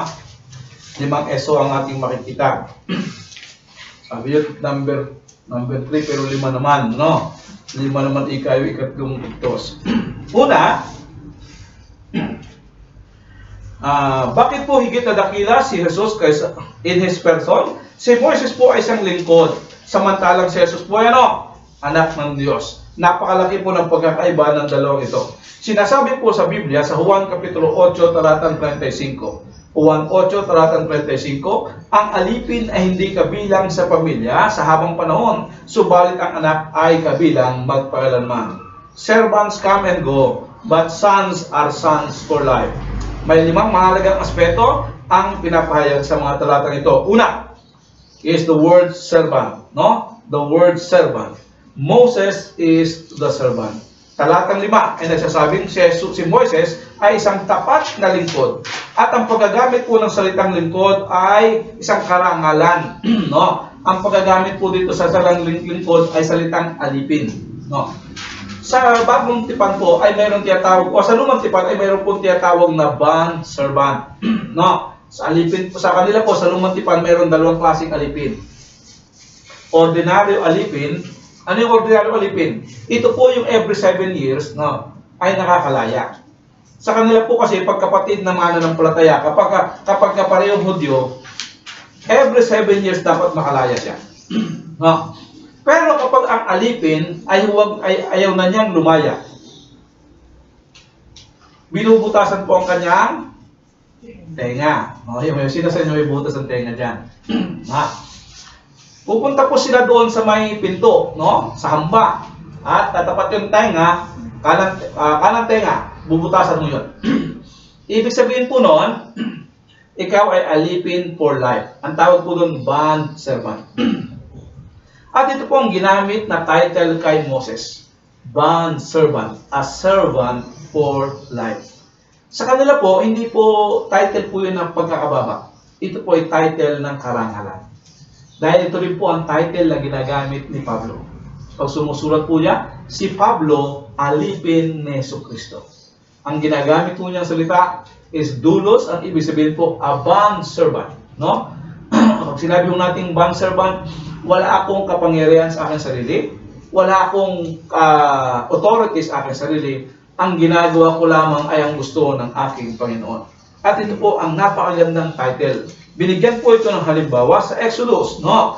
Na isipin niyo po, babasahin niyo po yung Exodus 35 to 40. May mababasa po yung 30 beses na binanggit ng Diyos na si Moises ay sumunod sa Diyos, no? 30 beses na paulit-ulit si Moises ay sumunod sa Diyos. Kaya napakahalaga po yung salitang servant. Pangalawang S natin is the shadow, no? The servant and the shadow. Nakita ho natin sa verse 5, no, na si Moses po, ang katapatan po ni Moses ay isang testimonya sa isang mas dakilang bagay na darating. At ano po yung higit na dakilang darating? Buksan po natin sa Hebreo, Kapitulo 10, talatang 1. Hebreo, Kapitulo 10, talatang 1. Pag nakita nyo na po, no, sabay-sabay po natin basahin. Hebreo, Kapitulo 10, talatang 1. Ready, go! Ang kautusan ay anino lamang at hindi lubos sa naglalarawan ng mabubuting bagay na darating. Hindi ito nagpapabanal sa mga lumalapit sa Diyos sa pamamagitan ng handog na ihahalay taon-taon. Ano po siya sabi? Ano daw po ang kautusan? Anino. No? So, ibig sabihin, yung binabasa po natin sa lumang tipan, yung ginagawa po natin sa lumang tipan, ay anino ng darating. Halimbawa po, bakit po sila may tabernakulo? Bakit po may templo? Ang tabernakulo po ay anino sa darating na gagawin ng ating Panginoon Jesucristo. Tandaan niyo po, ang tabernakulo ay nababahagi sa ilang bahagi po? Dalawa. Ang dakong kabanal-banalan at ang dakong banal. Sino naman pwede pumasok sa tabernakulo? Halimbawa po, ikaw po gusto mong sumimba, pwede kang pumasok sa tabernakulo? Hindi po. Ang pwede lang pumasok ay pare.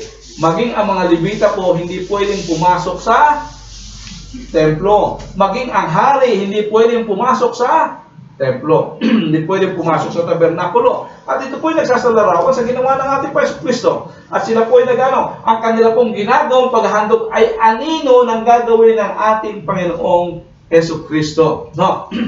So maliwanag po yan, ang kautusan ay anino lamang ng mga bagay na darating. Subalit mas ginusto ng mga tao ang anino o larawan kaysa sa realidad. No? Kaya po sinabi ni Jesus sa Juan Kapitulo 5, talatang 46, Juan Kapitulo 5, 46, ganito po ang ating mabasa. Kung talagang naniniwala kayo kay Moises, maniniwala din kayo sa akin, sapagkat si Moises ay sumulat tungkol sa akin. Sa Lucas Kapitulo 24, 27, ay ito pong sinabi ni Jesus sa kanyang mga alagad papuntang Emmaus. At ipiniliwanag sa kanila ni Jesus ang lahat ng sinasabi ng kautusan tungkol sa kanya, simula sa mga aklat ni Moises hanggang sa sinulat ng mga propeta. Ginamit din po ni Apostol Pablo ang lumang tipan upang ipaliwanag ang tungkol sa ating Panginoon. Sa Gawa Kapitulo 28, 23, sabi dito, kaya't nagtakda sila ng araw, maraming ang pumunta sa tinitirahan ni Pablo, pagsapit sa araw na iyon, maghapon siyang nagpaliwanag sa kanila at nagpatotoo tungkol sa kaharian ng Diyos. Grabe magsermon si Apostol Pablo. Ano? Gaano kahaba ho? Gaano kahaba? Maghapon, no? Subukan natin maghapon. Subukan natin maghapon. May lakad ba kayo? Parang ayaw nyo sabugot No? Si Moises, na-assessor si Moises. Si Pablo nagpapaliwanag maghapon. Nagsesermon nga ako si Pablo, kaya kami nahulog sa bintana, di ba? Anong gano'ng haba yung kaya sermon? Magdamag naman, ano? Grabe si Apostol Pablo magsermon. Maghapon, magdamag. Siguro, hindi ko kakayanin ho yun, ano? Pero gano'n si Apostol Pablo, grabe, ano? Grabe yung kanyang kalakasan sa pagsermon.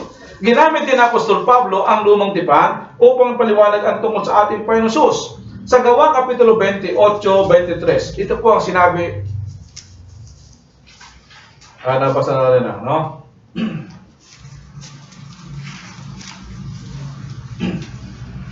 Sa ating pong talata sa Hebreo 3.5 ay nagpapahayag na si Moises, ang lingkod ng Diyos, ay nagtuturo ng higit na dakilang tagapaglingkod na darating sa sanlibutan. At sino po ito? Walang iba kung hindi ang pangatlong S natin. Ang shadow, no, ay nagtuturo, ay naghahanda sa darating na S. Wala kayo anong darating na S? Darating na? Sun. No? The Son. Di tulad ni Moses, si Kristo ay hindi alipin o lingkod sa ibang tahanan, kundi isang anak sa kanyang sariling sambahayan. At ang tahanan ng Diyos ay ang kanyang iglesyang itinatag. No? Maliwanag po yung pinahayag ng Apostol Pablo sa 1 Timoteo Kapitulo 3, talatang 15.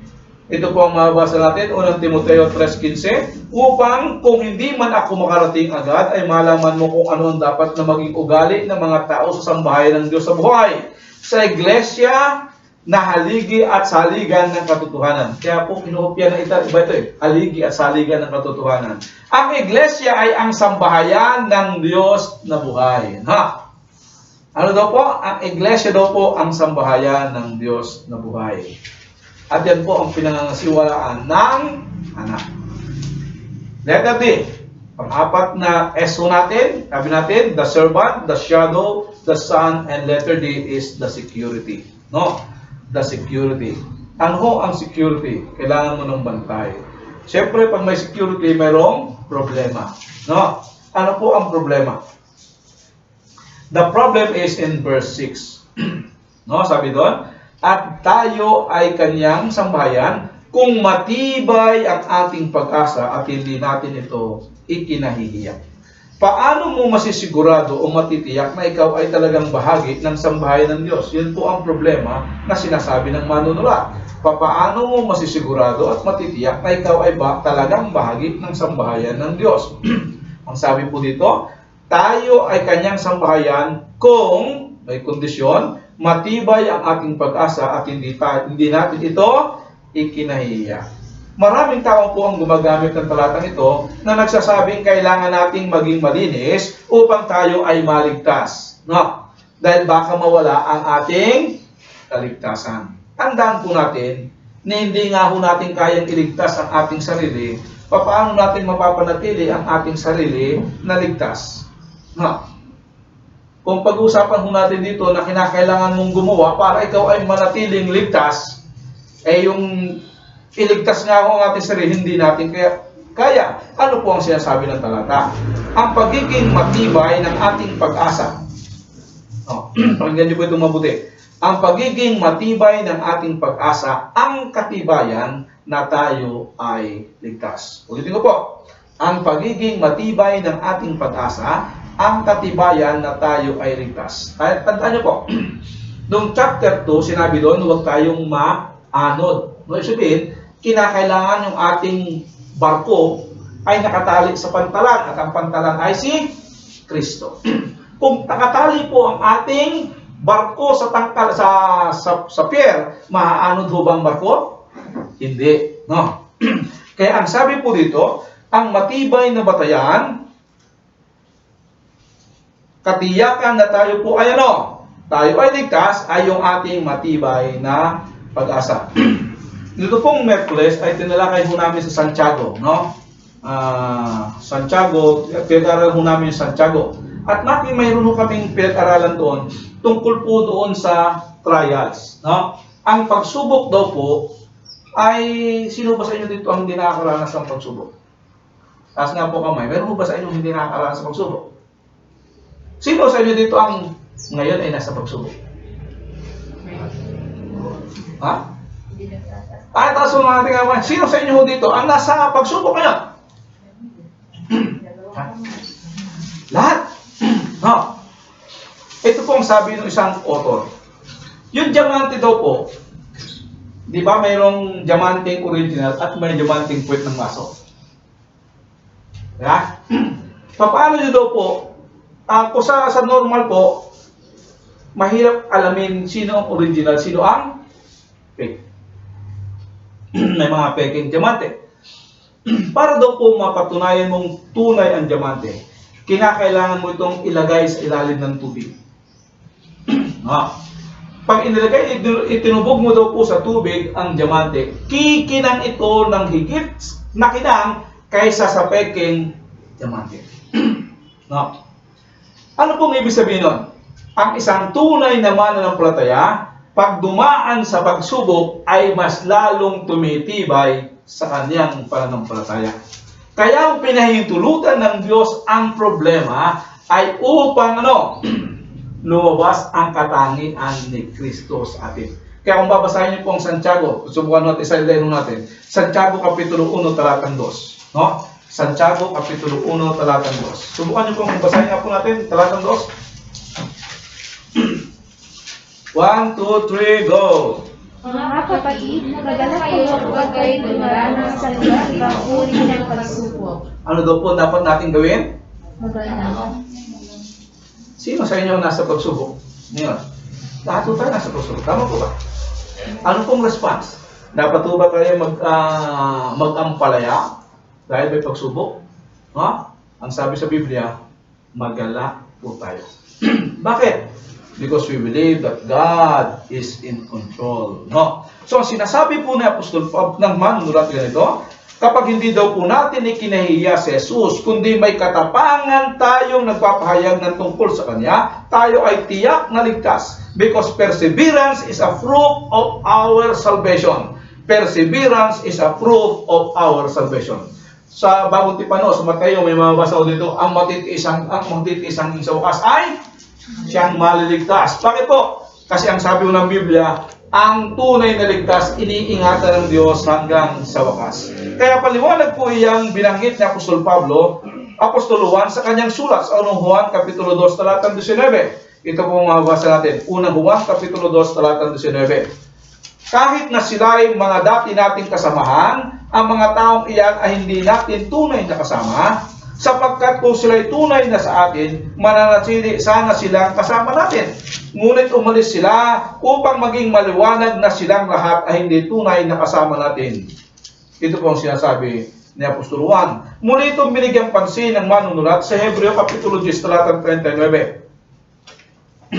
Hebreo Kapitulo 10, talatang 39. Ito po ang ating mabasa. Ngunit hindi tayo kabilang sa mga tumatalikod at napapahamak, kung hindi sa mga may pananampalataya at maliligtas. Ano daw po ang mga tunay na mananampalataya? Ang tunay na diamante.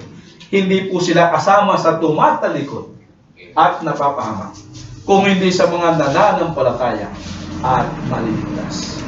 Ang mga nahiya para kay Jesus ang hindi ligtas. Ang hindi nagpapatuloy ay hindi ligtas. Ang katapangan sa pagpapahayag ay ebidensya na sumasayo ang Espiritu ng Diyos. Ang matibay na pag-asa ay nagpapatunay na namumuhay ka sa pananampalataya. And those who will not fall away, no, will give evidence that they have never did receive Jesus Christ. Yan po ang totoo. Dahil ang tunay na mananampalataya ay nanatili sa gitna ng pagsubok. Tingnan ho natin, ano ang mga talata na nagpapakita ho ng ating security. No? Sabi natin kanina, mayroong problema. Pero anong katiyakan ng mga mananampalataya? Marami pong talata po ang ating pag-aaralan. Ang una po, Juan Kapitulo 8:31. No? Maganda ho yan, guhitan niyo po sa inyong mga Biblia. Yan po ay mga pangako ng Diyos. Juan 8:31. Sabi ho diyan, sinabi naman ni Jesus sa mga Hudyong naniniwala sa Kanya, kung patuloy kayong susunod sa aking turo, kayo nga'y tunay na mga alagad ko. Ano po ang katibayan ng tunay na alagad ni Kristo? Patuloy na sumusunod sa turo ng ating Panginoong Hesukristo. Juan Kapitulo 6, talatang 39. Juan Kapitulo 6, talatang 39. Ito po ang ating mga basa. At ito ang kanyang kalooban, ang huwag kong hayaang mapahamak ang kahit sino man sa mga binigay niya sa akin, kung di ang buhayin ko silang muli sa huling araw. Sino po ang lahat po ng ibinigay ng Diyos sa kaya sa ating Panginoon Kristo ay iniingatan ng ating Panginoon Kristo at ano? Sila'y bubuhayin ng Diyos sa huling araw. Santiago Kapitulo 1, talatang 22 hanggang 25.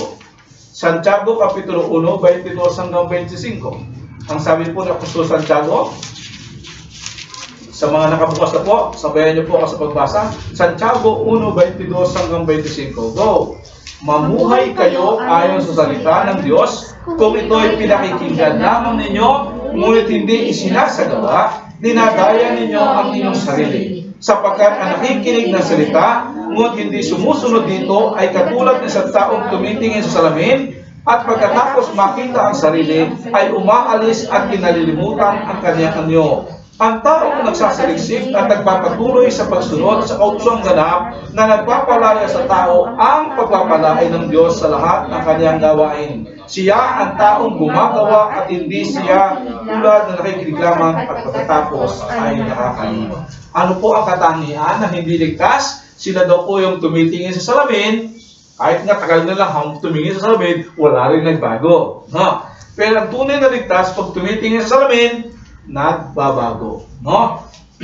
Sila po ay nagsasaliksik at nagpapatuloy na sumusunod sa kautosang banal. Sila po ay hindi nakikinig lamang at pagkatapos ay nakalilimot. Sa Colosas Kapitulo 1, talatang 22 at 23. Colosas Kapitulo 1, 22 at 23. Napakagandang pangako sa atin ito ng Diyos. Sundan niyo po ako sa ating pagbasa. Ngunit naging tao ang anak ng Diyos, at sa magitan ng kaniyang pagkamatay ay pinagkasundo tayo sa Diyos. Nang sa gayon ay maiharap niya kayong banal, walang kapintasan at walang dungis. Ano pong nais ng Diyos? Iharap tayo sa Diyos na daw? Banal, walang kapintasan at walang dungis. Talatang 23. Subalit kailangan niyong manatiling tapat, no? At matatag sa inyong pananampalataya at huwag pabayaang mawala ang pag-asang dulot ng magandang balita na inyong narinig. Ano po ang katangian daw po? Mayroon to tayong katangian na nanatiling tapat at matatag sa ating pananampalataya. Sa ikalawang Juan, Kapitulo 1, talatang 9. Isang kapitulo lang po kasi ito eh. Ikalawang Juan, talatang 9. Ito po ang ating mababasa. Ang hindi nananatili sa turo ni Kristo, kundi nagdaragdag, ay wala sa Kanya ang Diyos. Sino mang nanatili sa turo ni Kristo, ay nasa Kanya ang Ama at ang Anak. Balikan mo natin ang Hebreo Kapitulo 10, talatang 38 at talatang 39. Hebreo Kapitulo 10, talatang 38 at 39. Basahin mo natin na sabay-sabay. Napakaganda po ang sinasabi dito. Hebreo 10, 38, 39. 38. Ang matuwid kong lingkod ay mabubuhay sa magitan ng pananampalataya. Ngunit kung siya ay tatalikod, hindi ko siya kalulugan. Talatang 39. Ngunit hindi tayo kabilang sa mga tumatalikod at napapahamak, kundi sa mga may pananampalataya at naliligtas. Saan po tayo kabilang? Sa tumatalikod at napapahamak o tayo mabibilang sa nananampalataya at naliligtas? Ito po yung security na pinagkakaloob sa atin ng Diyos. So nakita po natin sa Hebreo Kapitulo 3, talatang 1 hanggang 6 ay nagpapahayag ng dalawang importanteng napakahalagang katotohanan. Una po, ano pong katotohanan po ang ating nakita sa mga talata? Ito na po ang ating conclusion. Kailangan nating suriin ang ating sarili at tiyakin kung ang ating pananampalataya ay tunay o hindi. Lalo sa panahon natin yun, di ba? Paalala natin ng gobyerno, huwag kayong maniwala sa Fake news. fake news. Maniwala ho tayo saan? Sa totoong balita. Kaya hindi po ang ating pananampalataya, napahalaga pong tiyakin natin. Si Apostol Pablo po ay nabigay ho sa atin ng paalala sa 2 Korinto, Kapitulo 13, talatang 5. Paano daw po natin matitiyak? Subukin ninyo ang inyong mga sarili kung kayo'y namumuhay ayon sa pananampalataya. Suriin ninyo ang inyong sarili. Hindi ba niyo nalalaman na nasa inyo si Kristo Jesus? Maliban na lang kung kayo'y mga bigo sa pagsubok. Napakahalaga po ito. Dahil maging ang ating Panginoon Jesus ay nagbigay ho ng ganitong babala sa Mateo Kapitulo 7, talatang 21 hanggang talatang 23. Ito pong sinasabi. Mateo Kapitulo 7, talatang 21 hanggang talatang 23. Hindi lahat ng tumatawag sa akin, Panginoon, Panginoon, ay papasok sa kaharian ng langit, kundi ang mga taong sumusunod sa kalooban ng aking Ama na nasa langit. Sa araw ng paghukom, marami ang magsasabi sa akin, Panginoon, hindi po ba't sa iyong pangalan ay nangaral kami, nagpalaya sa mga demonyo at gumawa ng mga himala? Ngunit sasabihin ko sa kanila, hindi ko kayo kilala, lumayo kayo sa akin, kayong mga gumagawa ng kasamaan. Ito rin po ay naghihikayat sa atin ng mga mananampalataya na isipin lagi si Jesus. Kailangan nating ituon ang ating paningin at pag-iisip sa Kanya dahil siya lamang ang ating kailangan. Sa Colosas Kapitulo 2, siya ang ating kalubusan. Ito po ang mga prinsipyo, may 4 po akong prinsipyo na nais pong iwanan sa atin pong application. Binigyan ng karangalan ng Diyos si Moses dahil sa kanyang katapatan sa lahat ng ipinagkatiwala sa kanyang Diyos. Pwede rin bang ipagmalaki ka ng Diyos dahil ikaw ay naging tapat, nakatiwala niya? Kumusta po ang pangangasiwa natin sa pinagkaloob sa atin ng Diyos? Tulad ng oras, pera, talento, trabaho, spiritual gifts, anak at ministeryo. Kinikilala mo ba ang lahat ng ito ay pag-aari ng Diyos at ipinagkatiwala lamang sa iyo ng Diyos? Kung may ilang area po nakapos, hindi pa po huli ang lahat. Kausapin natin ang Diyos at hilingin mo sa Kaniyang tulungan Kaniyang maging tapat sa lahat ng bagay. Pangalawa po, ikaw ba ay namumuhay bilang mananampalataya na tumatakbo sa buhay na nakapako ang iyong paningin kay Jesus lamang? O tulad din ni Pedro na na-distract ng mga bagay sa mundong ito? Saan po nakaipok ang inyong kayamanan? Sa langit po ba o sa lupa? Ang buhay na walang hanggan ba ang iyong pangunahing niyanais? Ang kaharian ba ng Diyos at ang kanyang salita ang pangunahin sa buhay mo? Hilingin po natin sa Diyos ay turo sa atin ang tamang priorities at pagkatapos ay gumawa tayo ng mahakbang upang ituwid ito. Pangapat pong prinsipyo. Ipinahayag ni Apostol Pablo na ninais niyang lubusang makilala si Jesus sa Pilipos Kapitulo 3, talatang 10. Ang tanong po sa atin ngayon ay gaano mo kakilala si Jesus? Kailan mo huling pinag-aralan ng buhay ni Jesus? Nawa po, sa ating pag-aaral, hilingin natin makita natin ang kanyang kadakilaan, kanyang karangalan at kadakilaan, ang kadakilaan at karangalang nauukol sa anak ng Diyos, at mamanghang nagpupuri sa Kanya, at nawa po ay masumpungan tayo ng Diyos na namumunga at tapat, at pagharap natin sa Kanya ay sabihin niya sa atin, welcome anak, ikaw ay naging mabuti at tapat na alipin. Makisama ka sa agalakan ng iyong Panginoon at sasagot tayo ng Amen. Pagpalain po tayo ng ating Panginoon.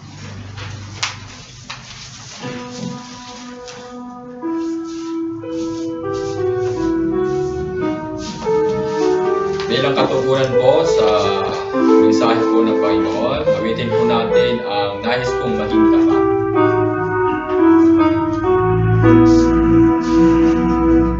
O Jesus, ang nais ko ay maging tapat sa'yo. Buhay ko ay lagi nang gamitin mo. Lakas ko at panahon sa iyo iaalay at maglilingkod ako bawat araw. Ikaw ay namatay nang ako ay maligtas doon sa Kalbaryo. Nagtiis ng hirap ang buhay ko ngayon ay maging tapatin mo. Lagi akong magtatapat sa'yo. Ang mga nasa dilim, kalipin ng salang, nais kong sabahan mo'y madala. Di ko sa sarili pagpapalang magamit, kung kaya sa'yo sila'y ilalapit. Ikaw ay namatay nang ako ay maligtas doon sa Kalbaryo. Nagtiis ng hirap ang buhay ko ngayon ay maging tapatin mo.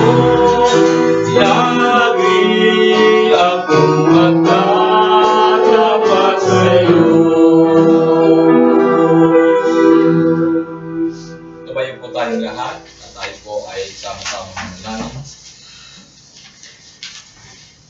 Panginoon, maraming salamat po sa mga salita mo na siyang nahayag sa aming kalagitnaan. Salamat po sa mga hamong muli sa amin bilang iyong mga anak na kami, Panginoon, ay manatiling tapat na naglilingkod sa inyo bilang iyong binigyan ng buhay at kaligtasan, Panginoon. Ikaw ang patuloy naming mapapurihan, mabigyan ng karangalan sa aming buhay, sa araw-araw po naming pakikihamok, Panginoon, sa buong sanlibutan ito. Tulungan mo po kami na kami magsilbing ilawan, Panginoon, yung sanlibutan. Tulungan mo po ang bawat isa na kami lumago sa aming pananampalataya at magpatuloy kami anuman po yung gawain na pinagkatiwala mo sa amin.